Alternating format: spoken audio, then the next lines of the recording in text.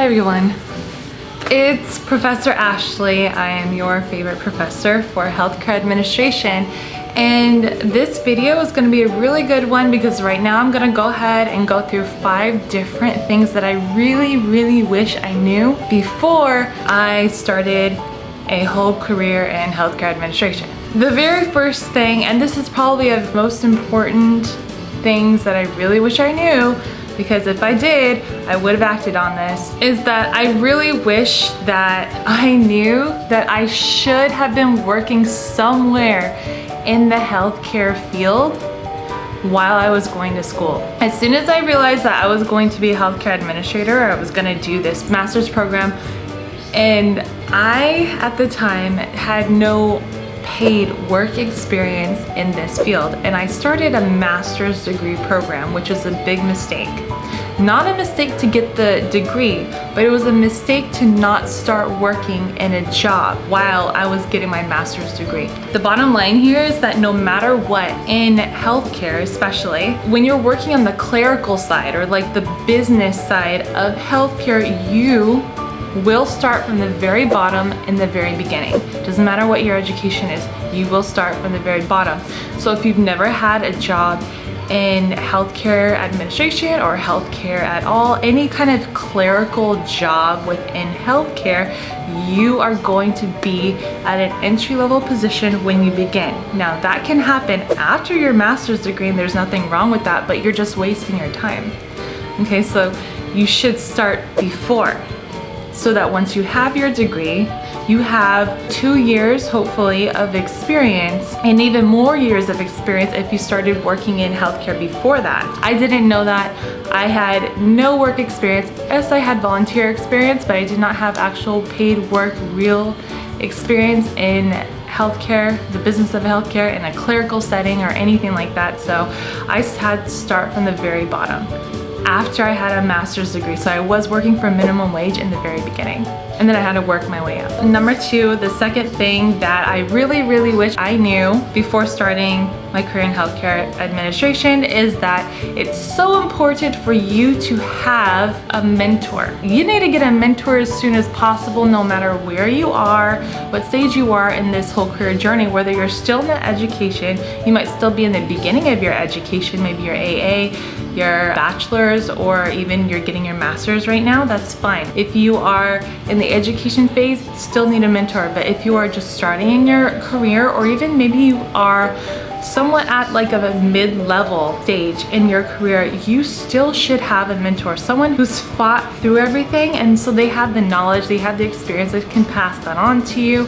they can guide you, they can recommend things that you can do, they can recommend events that you should do, they can introduce you to important people, they can advise you, they can help you deal with difficult people within healthcare, because as administrators you will be dealing with physicians, you'll be dealing with stakeholders at some point if you go to that level, and it's going to get difficult. So having a mentor at every stage of this career is super important. The third thing I wish I knew would be how to get rid of imposter syndrome, and I'm pretty sure everyone experiences this. I experienced this a lot when I was going through my master's degree, when I was going through my undergrad, obviously. But when I was going through my master's degree, I experienced imposter syndrome. I did not think I was as good as anyone in my cohort. I thought they have way more experience than me, way more knowledge, and then I graduate and I'm trying to start this career, and every step of the way I keep feeling like I'm not good enough to take on certain responsibilities or even take opportunities that are in front of my face. Somehow I feel like I'm not ready. And so if you ever get at that point where there's an opportunity and you're like, I would, but I think I don't know how to do that yet. I think I need some experience, or that's not me yet. I can't be that title. I can't do that thing. Don't. You are definitely good enough. When you get older and when you get more experience, you're going to understand that a lot of those opportunities weren't actually as big of a deal as you thought they were. You could have handled it. And had you had taken up those opportunities, you clearly would have been in a much, better place or a higher position, or it would have taken you a little bit further, maybe. So do not let opportunities go because you think you're not good enough or you think you're not ready. just try it. If you fail, it's not the end of the world. You are exposed to that thing. Exposure is everything. Exposure is everything for growth, not just in healthcare administration, but in life. The fourth thing that I wish I knew prior to getting into healthcare, and this is just sort of a really annoying thing, is that healthcare moves super slow. Healthcare is almost like government, and which is really weird.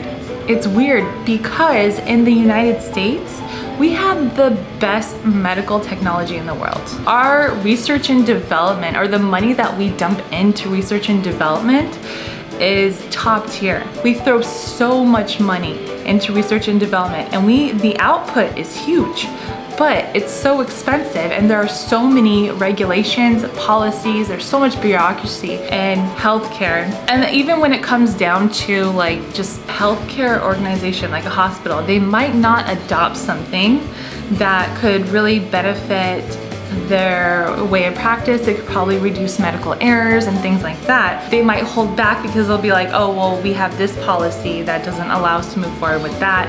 Or it might be like, well, we don't see a very quick return on this investment, so we're not gonna go into that just right away. An example of this, because I know I seem like I'm rambling, is a little over a decade ago when healthcare organizations were very encouraged to adopt EHR systems, electronic health record systems, especially huge hospitals, but everybody was encouraged, all of them, even the small little practices over there. They're all encouraged to get these EHRs. However, a lot of organizations are like, heck no, we're not gonna do that. The thing is, these EHR systems are so huge, they're so expensive.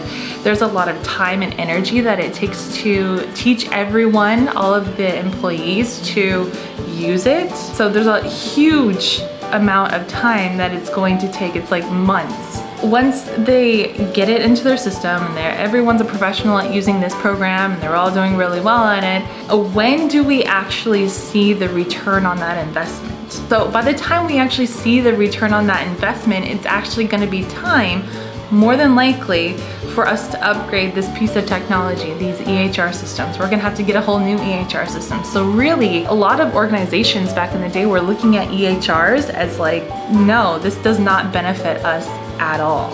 So that's the thing, a lot of these organizations, if they don't see a use for it, or if they don't think that they're gonna get their return that quickly, they're not gonna do it. In terms of adopting new things and moving healthcare, making it more like upgrading the technology and whatnot, it does not move as fast as business. So if you really want a fast-paced environment, yeah, healthcare can get crazy, but that's usually on the floor. The actual business side, or the top business side of healthcare, kind of moves pretty slow. So my fifth thing that I really wish I knew before I started healthcare is that I wish I really understood exactly how huge and how broad the field of healthcare administration really is. I don't know about you guys and where you guys are in your research and your career development, but when I first started this career, I knew it was broad. I get it. It's like an MBA kind of, but for healthcare, you know, I was like that. I was like, oh, you know, healthcare for business. It's like you do business stuff in healthcare. Whatever. But I didn't really understand exactly like how broad this thing goes and like the different levels it can be. And I'm bringing this up because I get a lot of people contacting me and saying things like, I'm completely unable to get a job in healthcare administration with my master's in healthcare administration degree. Then usually when I ask more questions, or, you know, I come to realize that it's just, you know, there's so much competition and I can't get a job, and then, you know, they have to crack some code. No, it's because their job search is so narrow, it's wild. They're like typing in things like healthcare administrator. They're looking for jobs that say healthcare administrator or hospital administrator. And the field is so broad. Healthcare administration is not like one job, and that's the only job you can get. So there's like 5 of them at every hospital, and that's all. Like if you can't get one of those, then oh well, you wasted your degree. Another thing that I get a lot of questions about is that specific degrees that they should be getting to build a career in healthcare administration? And should I get a degree in global healthcare, or should I do health sciences or administration for the health sciences, or should I do healthcare administration? Like, which one is it? And the thing is, they're all really the same. A lot of different schools, they're gonna give you courses that are pretty much like a sprinkle of various different aspects of healthcare, but how it's ran as a business. You can really get any degree. Yes, healthcare administration is pretty much the well-known one. That's what an MHA is, like equivalent to an MBA, but for healthcare. The main thing is learn about how broad this is and figure out exactly where you would like to place yourself. So I just want to go over a few subspecialties within healthcare administration that you can think about.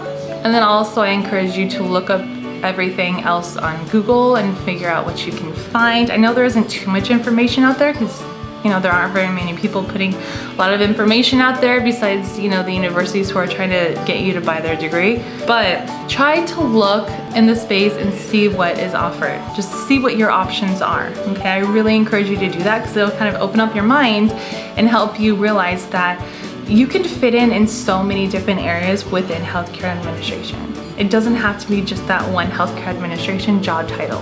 Let me go over a different bunch of subspecialties within the field, and then I'll list a few different like job titles within those different fields. A few different subspecialties in healthcare administration would be health information management.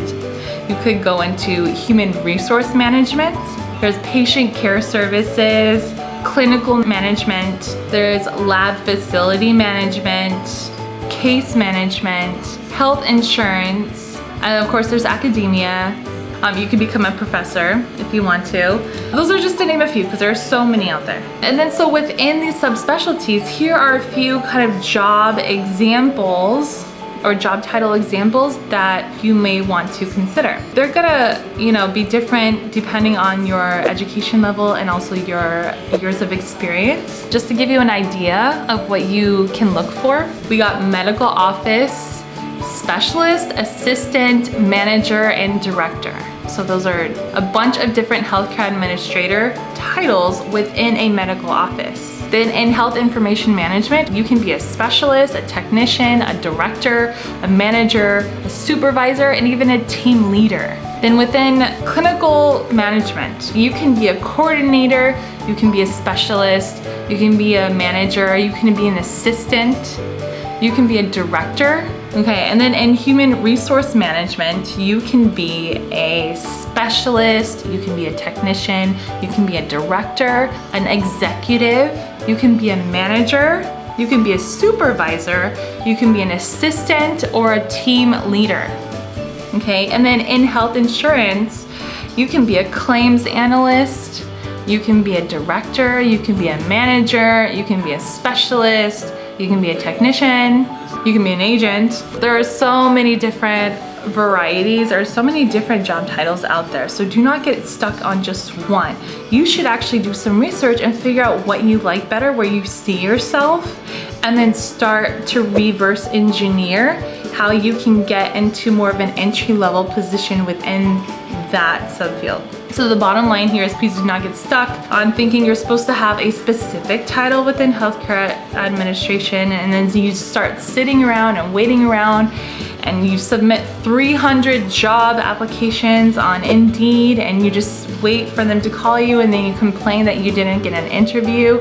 And by the way, that's a terrible way to apply for jobs. And I will post more content on a better way to apply to these jobs and some tips on getting that interview. That's a future video. I mean, if you did get a job that way, it's not like it's not gonna happen ever, but it's a terrible way. It's most likely not gonna happen. If you did get a job that way, you're part of the 1%, congratulations, you're amazing, you won in a million. And anyway, so I will be posting more on this. And I hope that you guys found this very informative, and I hope this really helps you and helps to open up your mind a little bit. Please leave some suggestions in the comments and ask me some questions for more content that you want to actually see. And I will see you guys next Friday. Peace.